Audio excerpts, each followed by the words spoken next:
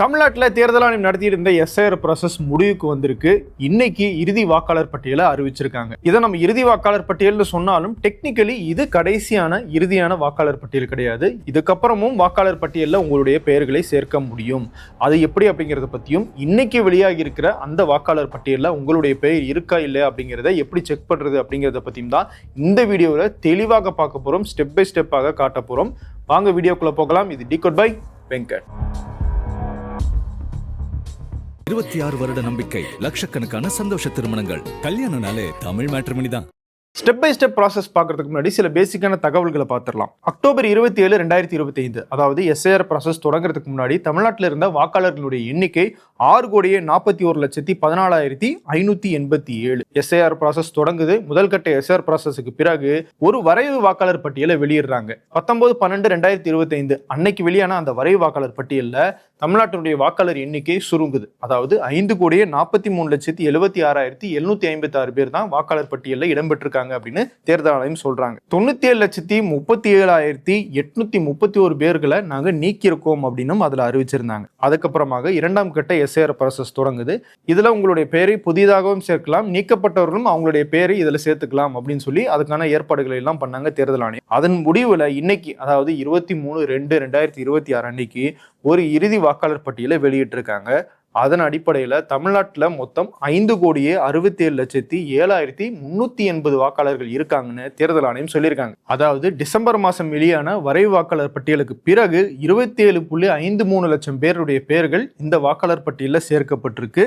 அதே மாதிரி 4.23 லட்சம் பேருடைய பெயர்கள் வரைவு வாக்காளர் பட்டியலிருந்தும் நீக்கப்பட்டிருக்கு அப்படின்னு தேர்தல் ஆணையம் சொல்லியிருக்காங்க. ஸோ ஒட்டுமொத்தமாக பார்த்தோம் அப்படின்னா எஸ்ஐஆர் ப்ராசஸ் தொடங்குறதுக்கு முன்னாடி இருந்த அந்த வாக்காளர்களுடைய எண்ணிக்கையிலிருந்து இப்போ 74.07 லட்சம் பேர் நீக்கப்பட்டிருக்காங்க அப்படிங்கிறது தான் தேர்தல் ஆணையம் கொடுத்திருக்க தகவல். மொத்தம் 74 லட்சம் பேர் நீக்கப்பட்டிருக்காங்க அப்படின்னு சொல்ற அந்த நம்பர்ல சில சந்தேகங்கள் இருக்கு. அதை பத்தி தனியாவே ஒரு வீடியோவா போடுறேன்.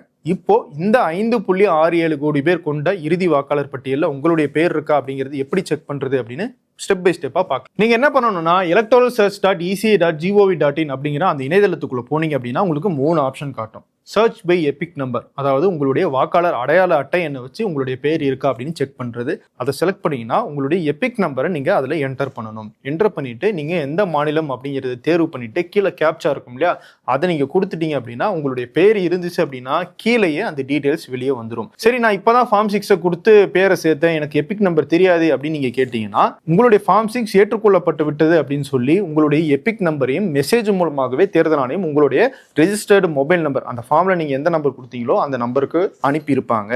அந்த எபிக் நம்பரை வச்சு நீங்க உங்களுடைய பேர் இருக்கா இல்லையா அப்படிங்கிறத உறுதிப்படுத்திடலாம். ரெண்டாவதா இருக்கிற சர்ச் பை டீடைல்ஸ் அப்படிங்கிற ஆப்ஷனுக்கு நான் கடைசியா வரேன். அதுக்கு முன்னாடி சர்ச் பை மொபைல் நம்பர் அப்படிங்கிற அந்த ஆப்ஷனை பார்த்துக்கலாம். நீங்க சர்ச் பை மொபைல் நம்பரை கிளிக் பண்ணதுக்கு பிறகு நீங்க எந்த மாநிலம் எந்த மொழி அப்படிங்கிறத செலக்ட் பண்ணிக்கோங்க. செலக்ட் பண்ணிட்டு உங்களுடைய மொபைல் நம்பரை கொடுக்கணும். அதன் பிறகு கீழே இருக்கிற சென்ட் ஓடிபி அப்படிங்கிற அந்த ஆப்ஷனை கிளிக் பண்ணுங்க. உங்களுடைய மொபைல் நம்பர், நீங்க எந்த மொபைல் நம்பரை ஃபார்ம் 6லயோ இல்ல தேர்தல் ஆணையத்தோட பதிவு செய்யப்பட்ட மொபைல் நம்பர் அப்படின்னு சொல்லி நீங்க கொடுத்துருக்கீங்களோ அந்த நம்பருக்கு உடனடியாக ஒரு ஓடிபி மெசேஜ் வரும். அந்த ஓடிபி நீங்க அங்க கீழே என்டர் பண்ணீங்க அப்படின்னா உங்களுடைய பேர் வாக்காளர் பட்டியல் இருக்கா இல்லையா அப்படிங்கிறது தெரிஞ்சிடும். இப்போ நான் அந்த ரெண்டாவதா இருக்கிற சர்ச் பை டீடைல் ஆப்ஷனுக்கு வரேன். நான் ஏன் இதை கடைசியா வரேன் அப்படின்னா முன்னாடி சொன்னது ஈஸியான ப்ராசஸ், இது கொஞ்சம் நிறைய டீடைல்ஸ் கேட்குது அப்படிங்கிறதுனால இதை நான் கடைசியா சொல்றேன். உங்களுக்கு ஒருவேளை எபிக் நம்பரோ இல்ல உங்களுடைய மொபைல் நம்பரோ தெரியல அப்படின்னா நீங்க இந்த ஆப்ஷனை சூஸ் பண்ணிக்கலாம். இதுல என்னென்ன டீடைல்ஸ் கேட்பாங்கன்னா உங்களுடைய மாநிலம் என்ன, மொழி என்ன, அதை தேர்வு செஞ்சுக்கலாம். அதன் பிறகு உங்களுடைய பெயர், உங்களுடைய உறவினர் பெயர், உங்களுடைய பிறந்த தேதி, உங்களுடைய வயது, உங்களுடைய பாலினம், உங்களுடைய மாவட்டம், உங்களுடைய தொகுதி, அதன் பிறகு அந்த கேப்சா இதெல்லாம் கொடுத்தீங்கன்னா உங்களுடைய பேர் அந்த வாக்காளர் பட்டியலில் இருக்கா இல்லையா அப்படிங்கிறத காட்டிடும். இதுல என்ன சிக்கல் அப்படின்னா நீங்க பேரை சரியான ஸ்பெல்லிங்கோட நீங்க எழுதணும். ஸ்பெல்லிங் மிஸ்டேக்கோட எலெக்ஷன் கமிஷன்ல உங்களுடைய பேர் பதிவாகி இருந்தாலோ இல்ல நீங்க உங்களுடைய பேரை தப்பா என்டர் பண்ணாலும் உங்களுடைய பேர் வாக்காளர் பட்டியலில் இருக்கா இல்லையா அப்படிங்கிறது உங்களுக்கு தெரியாம போயிடும். அதனாலதான் இந்த ஆப்ஷனை நான் 3வது ஆப்ஷனா சொன்னேன். நான் இப்ப சொன்ன இதே ப்ராசஸை ஃபாலோ பண்ணி இசிஐ நெட் அப்படிங்கிற அந்த ஆப் மூலமாகவும் உங்களுடைய பேர் இருக்கா இல்லையா அப்படிங்கிறத தெரிஞ்சுக்கலாம். இல்லைங்க இந்த ஆன்லைன் ப்ராசஸ் எனக்கு கொஞ்சம் கஷ்டமா இருக்கு அப்படின்னு சொன்னீங்கன்னா 1950ங்கிற தேர்தல் ஆணையத்தினுடைய நம்பருக்கு எஸ்எம்எஸ் அனுப்பி உங்களுடைய பேர் இருக்கா இல்லையா அப்படிங்கிறத தெரிஞ்சுக்கலாம். நீங்க எஸ்எம்எஸ் அனுப்ப வேண்டிய ஃபார்மேட் என்ன அப்படின்னா ECI அப்படின்னு டைப் பண்ணிட்டு உங்களுடைய வாக்காளர் அடையாள அட்டை என்ன முழுமையாக டைப் பண்ணிட்டு அந்த மெசேஜை அவங்களுக்கு அனுப்புங்க. உங்களுடைய பேர் இருந்துச்சு அப்படின்னா உடனடியாக உங்களுக்கு மெசேஜ் மூலமாக அந்த டீடைல்ஸ் வந்துடும். சரி, அப்படியும் இல்லையா 1950 அப்படிங்கிற அதே நம்பருக்கு நீங்க காலும் பண்ணலாம். கால் பண்ணீங்கன்னா நீங்க எந்த மாவட்டத்தில் இருக்கீங்களோ அந்த மாவட்டத்தில் இருக்கிற தேர்தல் ஆணையத்தினுடைய அந்த கால் சென்டருக்கு கால் கனெக்ட் ஆகும். அதன் மூலமாகவும் உங்களுடைய பேர் வாக்காளர் பட்டியலில் இருக்கு அப்படிங்கிறத தெரிஞ்சுக்கலாம். அப்படி இல்லாட்டி 180042521950 அப்படிங்கிற அந்த டோல் ஃப்ரீ கால் சென்டர் நம்பருக்கும் நீங்க கால் பண்ணீங்கன்னா உங்களுக்கு தேவையான தகவலை கேட்டு தெரிஞ்சுக்கலாம். இல்ல இது எதுவுமே என்னால பண்ண முடியல அப்படின்னா உங்களுக்கு வேற ஒரு ஆப்ஷன் இருக்கு. அதாவது பூத் லெவல் ஆஃபீஸர் கிட்ட உங்களுடைய பேர் இருக்கா இல்லையான்னு கேட்டு தெரிஞ்சுக்கலாம். பூத் லெவல் ஆஃபீஸர் தான் உங்க வீட்டுக்கு அந்த எனிமிரேஷன் ஃபார்மை எடுத்துட்டு வந்து கொடுத்துருப்பாங்க. அந்த எனிமிரேஷன் ஃபார்ம்ல ஒரு காப்பி உங்க கையிலே இருக்கும். அதுல அவங்களுடைய நம்பர் குறிப்பிடப்பட்டிருக்கும். அதில் வந்து நீங்க கேட்டு தெரிஞ்சுக்கலாம். அப்படி இல்லாட்டி நீங்க ஃபார்ம் 6 ஃபில் பண்ணும்போது அவங்க உங்களுக்கு ஹெல்ப் பண்ணியிருப்பாங்க. அப்போ அவங்களுடைய நம்பர் உங்கள்கிட்ட கொடுத்துருப்பாங்க. அந்த நம்பர் மூலமாக நீங்க வந்து அவரை தொடர்பு கொள்ளலாம். அதுவும் இல்லை அப்படின்னா பூத் லெவல் ஏஜென்ட்ஸ்னு ஒவ்வொரு அரசியல் கட்சிகளும் ஏஜென்ட்டுகளை ஒவ்வொரு பூத்துக்கும் நியமிச்சிருப்பாங்க. அவங்கள BLA 2ஸ்ன்னு சொல்லுவாங்க. அவங்க உங்க ஏரியால தான் இருப்பாங்க. அவங்க கிட்ட நீங்க ரீச் பண்ணி என்னுடைய பேர் இருக்கா இல்லையா அப்படின்னு பார்த்து சொல்லுங்கன்னு சொன்னீங்கன்னா அவங்க கிட்ட வாக்காளர் பட்டியல் இருக்கும். அதில் பார்த்து உங்களுடைய பேர் இருக்கு இல்லை அப்படிங்கிறத தெளிவாக எடுத்து சொல்லிடுவாங்க. நம்ம இப்ப பார்த்த இந்த ஸ்டெப்ஸ் எல்லாம் தாண்டி இன்னொரு ஸ்டெப்பும் இருக்கு. அது elections.tn.gov.in அப்படிங்கிற அந்த இணையதளத்துக்குள்ள போய் உங்களுடைய பேர் இருக்கா இல்லையான்னு பாக்குறது. இதுல என்ன ஒரு வித்தியாசம் அப்படின்னா இது பொதுமக்கள் மட்டும் கிடையாது, பூத் லெவல் ஏஜென்ட்ஸுக்கு, அதாவது அரசியல் கட்சிகளுடைய பூத் ஏஜென்ட் இருக்காங்க இல்லையா, அவங்களுக்கும் இந்த இணையதளம் வந்து உதவுற வகையில உருவாக்கியிருக்காங்க. இந்த வெப்சைட் குள்ள போனீங்க அப்படின்னா ஸ்பெஷல் இன்டென்சிவ் ரிவிஷன் 2026 அப்படின்னு ஒரு ஆப்ஷன் காட்டும். அதை செலக்ட் பண்ணி உள்ள போனீங்க அப்படின்னா ஃபைனல் பப்ளிகேஷன் ஆஃப் SIR 2026 அப்படின்னு ஒரு ஆப்ஷன் காட்டும். அதுக்குள்ள போனீங்க அப்படின்னா நீங்க எந்த மாவட்டம் கேட்கும், அந்த மாவட்டத்துல நீங்க எந்த தொகுதின்னு கேட்கும். இது ரெண்டுத்தையுமே கொடுத்துட்டீங்க அப்படின்னா அந்த தொகுதியில இருக்கிற பாகம் எண் வாரியாக வாக்காளர் பட்டியல் பூத்துக்காக தனித்தனியாக பிரிச்சு கொடுத்துருப்பாங்க. அதுல உங்களுடைய பாகம் இல்லது நீங்க பார்க்க விரும்புற பாகம் எதுவோ அந்த பாகம் என்ன கரெக்டாக கிளிக் பண்ணீங்கன்னா அதில் யார் யாருக்கெல்லாம் ஓட்டு இருக்கு அப்படின்னு ஒரு பெரிய PDF காட்டும். ஒட்டுமொத்தமாக அந்த பூத்தில் இருக்கிற எல்லாருடைய பேரும் அதில் இருக்கும். அதில் உங்களுடைய பேரோ இல்லை நீங்கள் யாருக்கு பார்க்க விரும்புறீங்களோ அவங்களுடைய பேரோ அதில் இருக்கான்னு நீங்கள் பார்த்து செக் பண்ணிக்கலாம். சரி, என் பேர் இருக்கா அப்படின்றத பார்த்துடலாம். என் பேர் வந்து நீக்கப்பட்டிருக்கா, எதுக்காக நீக்கப்பட்டிருக்கு, நான் ஃபார்ம் 8 மூலமாக என்னுடைய அட்ரஸை மாற்றினேன், என்னுடைய மொபைல் நம்பர் மாற்றினேன், பேரை மாற்றினேன், அதெல்லாம் மாறி இருக்கா அப்படிங்கிறது எப்படி செக் பண்ணுறது அப்படின்னா அதுக்கும் ஒரு ஆப்ஷன் இருக்கு. இதே elections.tn.gov.in அப்படிங்கிற அந்த இணையதளத்துக்குள்ள போய் ஸ்பெஷல் இன்டென்சிவ் ரிவிஷன் 2026 அப்படிங்கிற ஆப்ஷனை கிளிக் பண்ணீங்கன்னா கிளைம்ஸ் அண்ட் அப்ஜெக்ஷன்ஸ் 2026 அப்படின்னு ஒரு ஆப்ஷன் காட்டும். அதுக்குள்ள போனீங்கன்னா 19/12/2025 இருந்து 30/1/2026 இந்த காலகட்டத்துக்குள்ள யாருடைய பேர்கள் எல்லாம் ஃபார்ம் 6ல சேர்க்கப்பட்டுச்சு, யாருடைய பேர்கள் எல்லாம் ஃபார்ம் 7ல நீக்கப்பட்டுச்சு, யாருடைய பேர்கள் எல்லாம் அவங்களுடைய டீடைல்ஸ் எல்லாம் ஃபார்ம் 8 மூலமாக திருத்தப்பட்டுச்சு அப்படிங்கிறத கொடுத்திருப்பாங்க. மாவட்டத்தில் இருக்கிற தொகுதி வாரியாக அதை கிளிக் பண்ணி நீங்க எந்த தொகுதியோ அந்த தொகுதியில உங்களுடைய பேர் இருக்கா அப்படின்னு பார்க்கலாம். இல்ல நீக்கி இருந்தாங்க அப்படின்னா ஃபார்ம் 7 கிளிக் பண்ணி நீங்க உங்களுடைய பேர் ஏன் நீக்கப்பட்டிருக்கு அப்படிங்கிற அந்த காரணத்தையும் மென்ஷன் பண்ணியிருப்பாங்க. அதன் மூலமாக நீங்க தெரிஞ்சுக்கலாம். இது ஆனா கொஞ்சம் பெரிய ப்ராசஸ் தான். சரிங்க, நீங்க சொன்ன இந்த ஸ்டெப்ஸ் மூலமாக என்னுடைய பேர்லாம் இருக்கான்னு போய் பார்த்தேன், ஆனா என்னுடைய பேர் வாக்காளர் பட்டியலில் இல்லை, நான் என்ன பண்றது, என்னால வந்து தேர்தலில் ஓட்டு போட முடியாதா அப்படின்னு கேட்டீங்கன்னா உங்களுக்கு இன்னொரு ஆப்ஷனும் இருக்கு.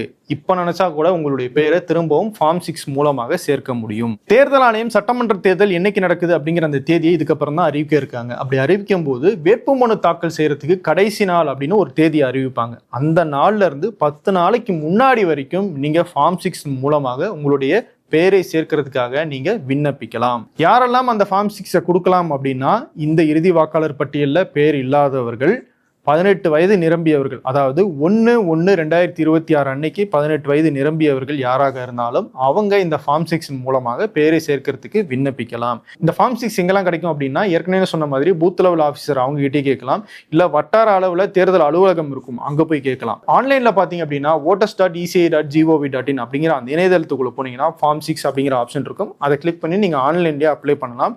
ஆன்லைன்ல எப்படி ஃபார்ம் 6 ஃபில் பண்றது அப்படிங்கறத பத்தி நம்ம ஏற்கனவே வீடியோ வெளியிட்டிருக்கோம். அந்த வீடியோனுடைய லிங்க் நான் டிஸ்கிரிப்ஷன்லயும் கமெண்ட்ஸ்லயும் கொடுக்குறேன்.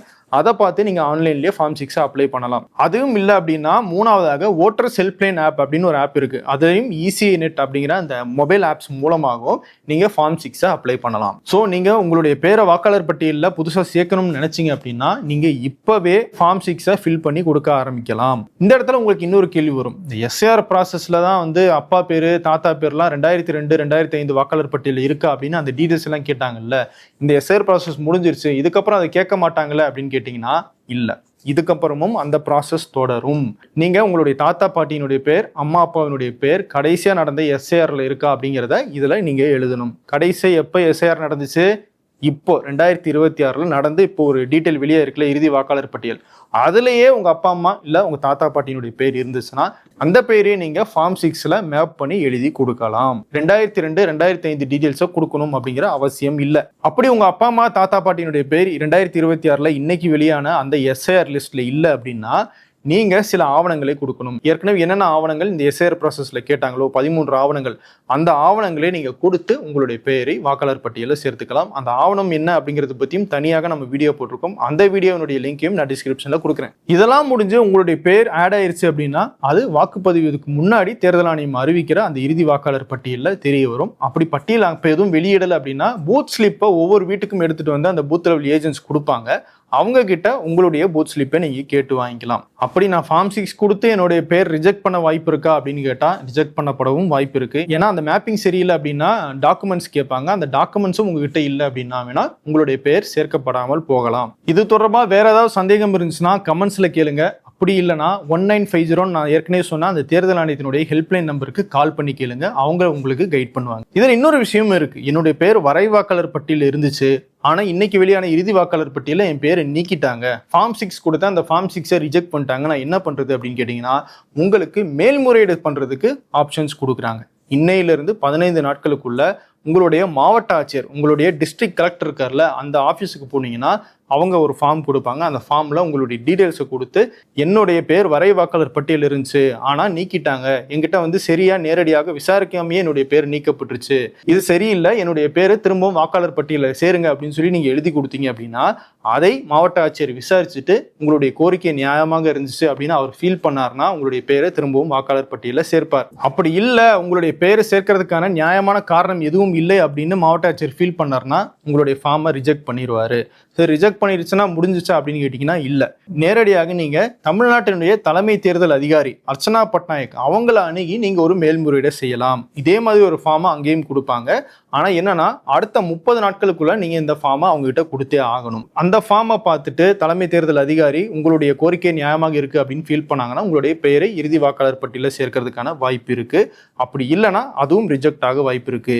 இதுல என்னன்னா 2வது மேல்முறையீடுக்கு போகிற ஒரு சிக்கல் இருக்கு. முதல் மேல்முறையீடுக்கு 15 நாட்கள் தராங்க, அதுக்கப்புறமாக அடுத்த ஒரு 30 நாட்கள் தராங்க. இந்த காலகட்டத்துக்குள்ள தமிழ்நாட்டில் தேர்தலே முடியறதுக்கான வாய்ப்பு இருக்கு. அதனால நீங்க 2வது மேல்முறையீட்டுக்கு அப்ளை பண்ணீங்கனாலும் இந்த தேர்தலில் உங்களால வாக்களிக்க முடியுமா அப்படிங்கிறது சந்தேகம் தான்.